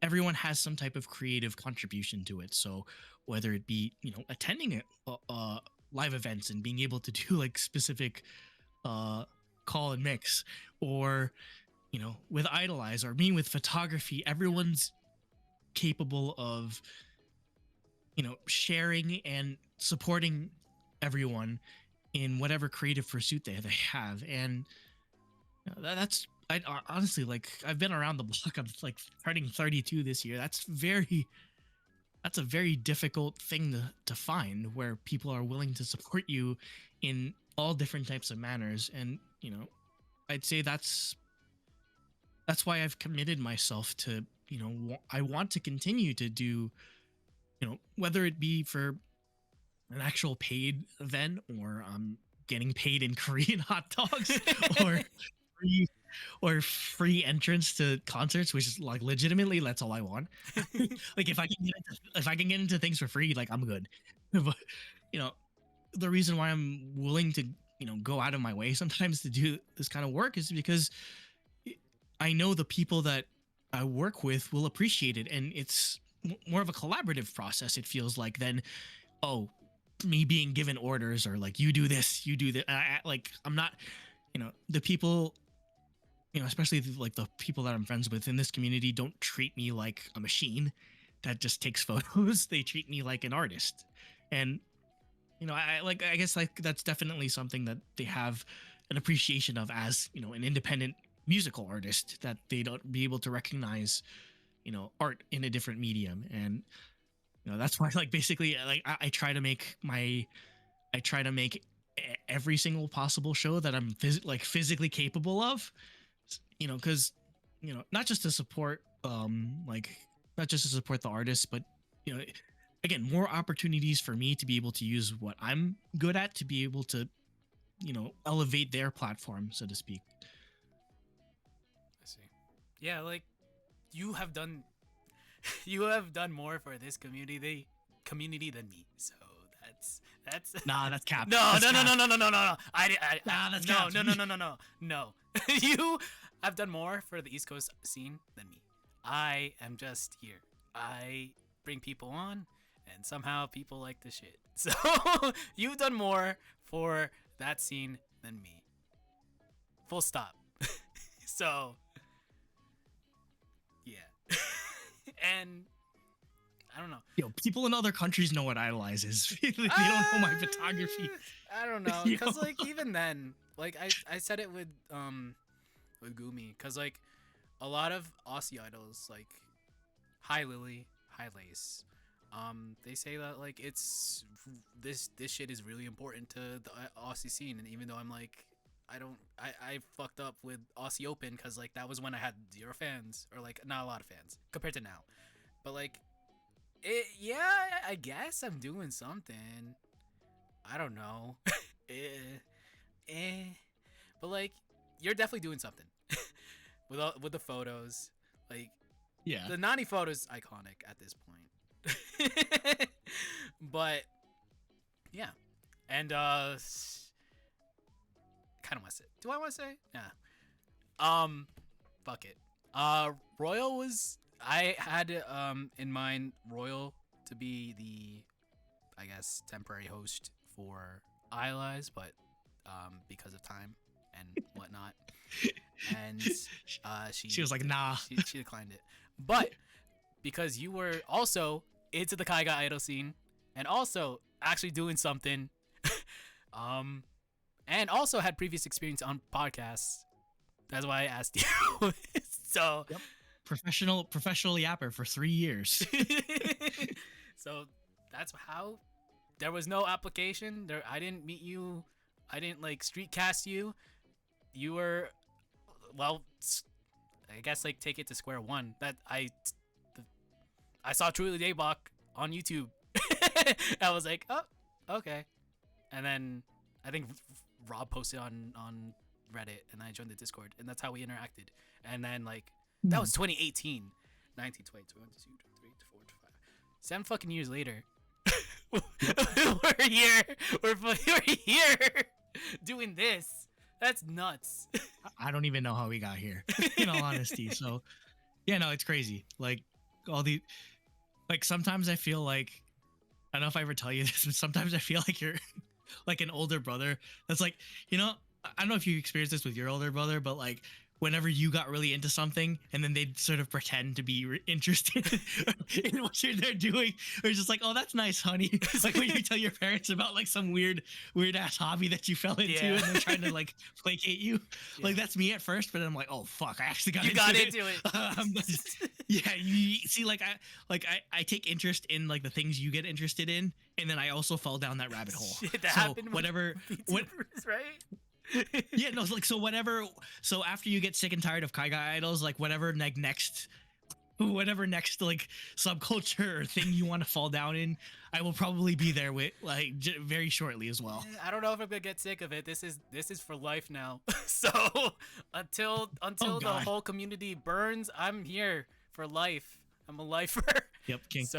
Can't get rid of him. Can't, you know, IDOLEYEZ is forever until someone gets canceled. So oh god. See, that's my one goal. I have to make sure that don't get canceled. Don't get canceled until I gets back. Or if the episode's bad, just delete it. Oh god. But yeah. Oh god, we shooting. Lucky number 7. But yeah, I'm happy to have you on as as a guest here, and now the showrunner. I don't know if you're gonna do this weekly or bi-weekly. So I don't know. I mean, I need to reach out first to see who actually wants to come on first. But it probably won't be this coming week because of obviously because of Mag, but probably the week after. Yeah. Assuming I actually get a functional Scarlet Solo. So shout out to the guy that sold me a busted Scarlet Solo on eBay that I have to send back before I get my refund. God damn it. Yeah, that shit sucks. Even as a seller, I had like one. Yeah. Oh my god, I sold the fucking Ryzen 5. Sold it. Sent it, and they're like, "Hey, this does not work on my motherboard." I'm like, "Shit. Can you send it back?" And then they FedExed it. I'm like, Is this the same Ryzen, or did you send me the What one you that want. that you fucked up with? So I don't know. I have no idea, but it's still there.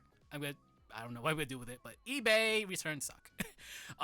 But yeah, you are gonna be here for the next 2 months, taking shelter in my stream channel.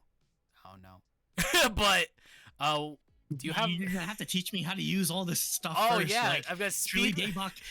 Daybach. I just did like transition scene like JPEGs. Honestly, This is like this is simple. It's simple. It's overlays. You put webcam feeds on 2 different things. You put a slideshow with like I guess like album covers or promotional photos like that. Yeah, it's gonna be simple. Knock on wood. Simple. knock on wood.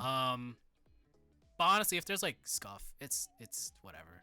Everyone has scuff. Yeah, no, we embrace the scuff. First That's the one episode thing I've learned about Kaigai. First episode of And IDOLEYEZ, VTubers. it was so scuffed. But and then the couple like, cause my mic had like a filter on, and if every time I spoke it cut off, and I didn't even notice that until like Marmalade's Oh my episode, God. and I'm like, oh shit. When- and then with Ash's episode, I'm like, I gotta remove that filter, and now we're here. You can actually hear me talk without it cutting out. But yeah. Oh boy. Anyway, yeah, at least I fixed that, and you're probably gonna do the same along the way. Yeah. Are there any guests that you have in mind? Call your shot.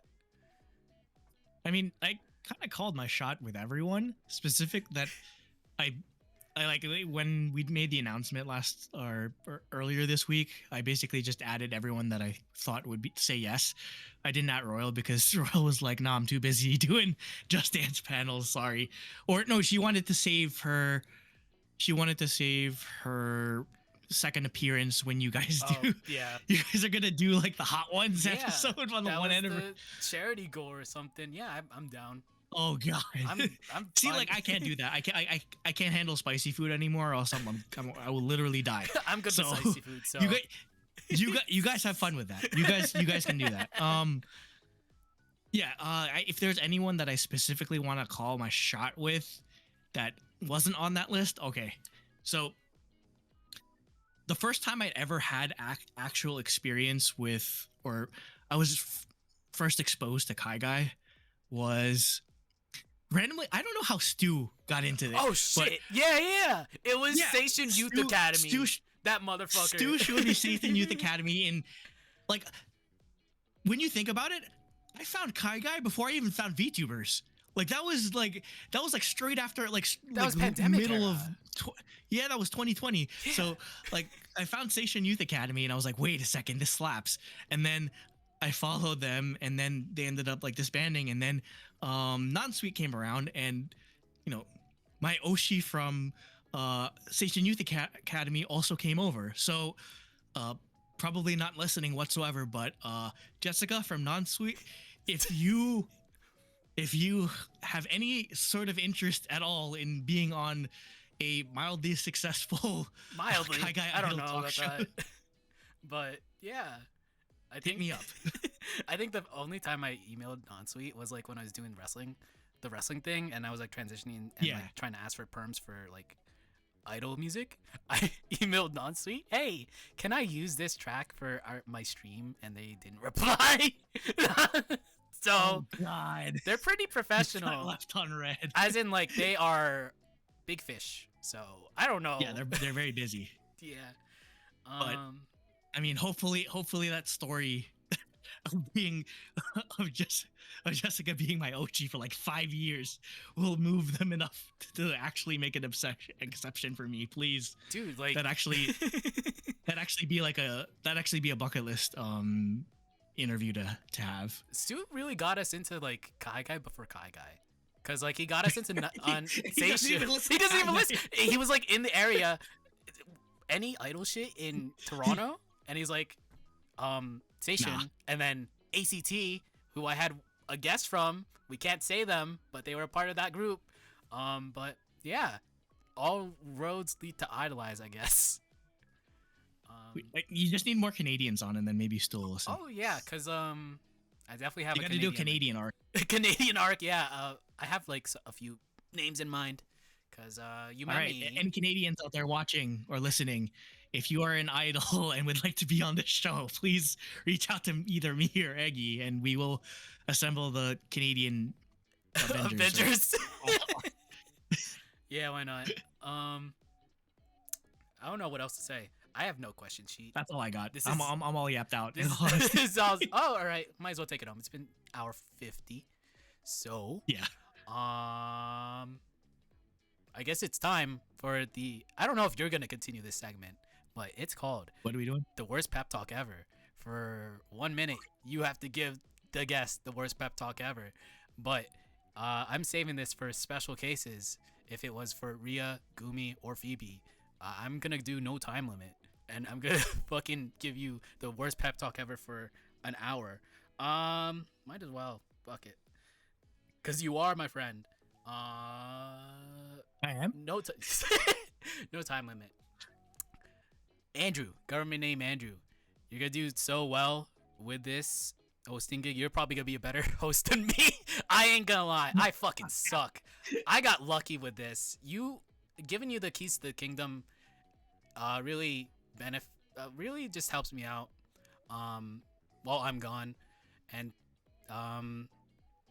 yeah, like IDOLEYEZ doesn't have to continue with that with me. Like, it's a concept that like anyone else can, have, and that's why you have it, and you have experience, and I'm not graduating. What the fuck? I'm staying here. No, please. Until this. Please don't leave me with this. I'm until- with you. Yeah, this already. I'm here until the sink ships. The ship sinks. There we go. But yeah. I'm glad that I got you into this shit, like a bunch of other people, like my previous, Me too. like my current viewers, like Dan, like Delek, like a lot of other people, and you definitely made your that is, I feel like that's your expertise, is just like dragging people into like this. Chica, kaigai idol pilling everyone. I mean, that's me on Twitter trying to promote crazy fantasy. But yeah, I'm glad that I have you on. I'm glad that it is you, and I'm glad it's not a random dude taking over this shit. Honestly, you're gonna do way better than me, and I'm not lying. You are better. You're better. Nah. I fucking suck. But yeah, I'm happy that I'm giving it to you, and I don't know what else to say. Oh shit, I ratted you out to Gumi and Rhea that you were gonna fucking buy a Whitlife slot, and you did it. You fuck. Oh, fuck. No, wait. It was at like 4 a.m. Next time I get a paycheck. Next time I get my paycheck, fine, I will. But yeah, but at least they know you, kind of. Oh Lord. But yeah, They probably see me because like my social media like presence is usually not me leaving messages, or like not me like tweeting or taking photos or whatever, even though that's my profession, so to speak, at this point. It's literally just I scroll down my Instagram feed or my Twitter feed and just hit like on every, like 90% of my feed is idols, and I just have the instinctive impulse to just like everything. So that's probably the only way they knew me before that, is just like, why is this random dude just liking all of my photos? but yeah, you're gonna do so well with this. Knock on wood. Don't get anyone canceled. Don't get any I won't. people that are probably gonna sink this ship. Please, for the love of I mean, God. like, Oh my God, you recommended someone and they did some shit, and I'm like, no, never mind. Take that back. I take that back. Okay. No. Like the only episode that maybe like go off the rails is when I do the, assuming I have time and actually go through with it, is like the idea I have for Pun Ranger birthday live episode. we're just gonna fill in at the Airbnb and people may be drunk during the stream. I mean, not me because I'm straight edge, but like, and not even just like people being drunk, but there's gonna be like there's like 8 to 10 of us staying in the Airbnb, so it's just gonna be like pure chaos. But I mean, it should like entice people to watch. So Yeah, a shit show. Hopefully not. But yeah, I'll look forward to that when I'm in the Philippines. Yeah. Oh, speaking of, when I'm in Japan, do you need anything? On the spot, in public. I don't know. I honestly don't. Probably not. I mean, I guess you know, since all your kamioshis know of me now, you could probably just hit me up with like a checky or like Oh yeah, or for something. sure. Yeah. I'm done. Yeah, I'm gonna probably go to Yonohate, Taiwan. There's like 2 days where Crazy Fantasy isn't performing in February when I'm there, so I'm definitely going to Yonohate or Murmel. So yeah, honestly, I have nothing else to say. This is a 4-minute yap, 4-minute shitty pep talk with no time limit. I'll stop that. But yeah, I'm handing you the keys to the kingdom. Don't shit in the bed. I won't. That's all. Orly, yeah, you know what? I'm gonna offer like proxy checky. I'm probably gonna announce it, but yeah.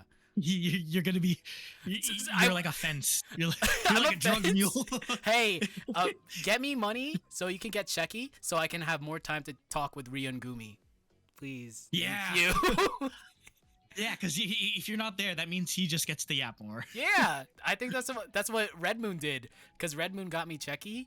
He got like 4 checky, 2 with Rhea, 2 with Gumi, and he probably just standing there for like stood there for half an hour. He probably used that time to talk to them. But yeah, I have nothing else to say. You'll do good with the show, and you know what? If I die in a plane crash, you're designated survivor. Oh God, no! Please. Knock on wood. Hopefully. I need to. If that happens, I need to make way more friends with Australians. I only know people in like the Northeast. You know what?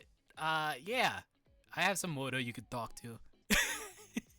Hi, specific Rhea, Woda. Hi, Andre. Also Ashes. Oh yeah, Ashes knows like some Aussies too. Hey, if you want to get some Aussie people on the show in your tenure, why not? If you want to get Himawari, since you know Japanese, you could talk to them. Oh God. No. I'm not putting myself through that. Please. I mean, like, honestly, like Ishida Himawari would be definitely be a bucket list thing, but I don't know. Like, I haven't taken Japanese classes in over a year, so I am probably like beyond garbage, or I wouldn't know what to say beyond like surface level thing. Dude, I gotta speed run Japanese before I go to Japan. You had like a whole year. I know. I'm like, I'm gonna learn Japanese. I'm gonna learn Japanese. I never did. I have other shit to do. So I'm like, I gotta speed run it because I want to talk to the other members that don't speak English of Crazy Fantasy. Yep. Tsukasa Mikuru. I don't want to be awkward again with Google Translate again asking you at 4 a.m. So we'll see what I can do. Yeah, no, because I'll be sleeping. Sorry. Yeah. Sorry. But we'll see. We'll see what happens, and hopefully this JP trip actually is probably the best thing ever. But yeah, I think this is it. Andrew, do you have anyone to shout out? Let's do this. Shout out segment. Shout out Miyawaki Sakura of Le Seraphim. I don't know. I guess just because like me and if for those that know Mugikara on Twitter and Instagram as well. Yeah, they're also like a massive Sakura stan and like dedicates their entire life to Sakura. So, shout out to Sakura. She can't sing, she can't dance, but I still love her anyway. Well, I guess for me, shout out to my Oshis, shout out to Rhea, shout out to Gumi, shout out to Aiden, shout out to Phoebe, shout out to Misato from Neon Genesis Evangelion. Oh God, yes. The original Oshi. Shout out to Maki, and I think that's it. You can follow, if you don't know Ando, government name Andrew, follow Ando at Ando_0817 on every single social media, even MySpace, even Friendster, even, I don't know. I wasn't alive, or I wasn't around for Friendster. Even on AIM. Add him on AIM. And on Skype. I forget. I did use the name Ando on AIM, but I don't know if that was my AIM username. Well, follow them. He's cool, and you're gonna see him for the next 2 months. So get used to it. Oh god. or gotta get used to my mug. or plane crash, you'll get to used to him like all forever. So, knock on wood. Hopefully, I don't die. I don't want to die. Please no. But don't put your Oshis through that, man. But I think this is it for this episode. We're on a hot streak of like really good episodes. My goodness, that was great. So at this point, if Aiden is still streaming, we'll be just gonna raid into Aiden. we'll be rating Aiden here. We're gonna have like a Aiden time stream. So there we go. That'll be I it. hope you were actually paying attention instead of just working on your VTuber. Whenever Ando announces an episode, I'll probably post another thing. So, follow him for the first direct like IDOLEYEZ announcements. I'll probably retweet it and then quote retweet it and then bump it again with my own post. So you're gonna have like IDOLEYEZ announcement after IDOLEYEZ announcement after IDOLEYEZ announcement. I'll probably post VOD announcements too. He will too, probably. Yeah. It's double IDOLEYEZ. That'll be it for now. VOD will be up tomorrow. Whenever the next IDOLEYEZ episode is, he'll announce it first, and then I'll announce it. Take care, brush your hair, be kind, rewind. We'll be going to Aiden's stream here, right now. Bye-bye. Wow. See ya, Space Cowboy.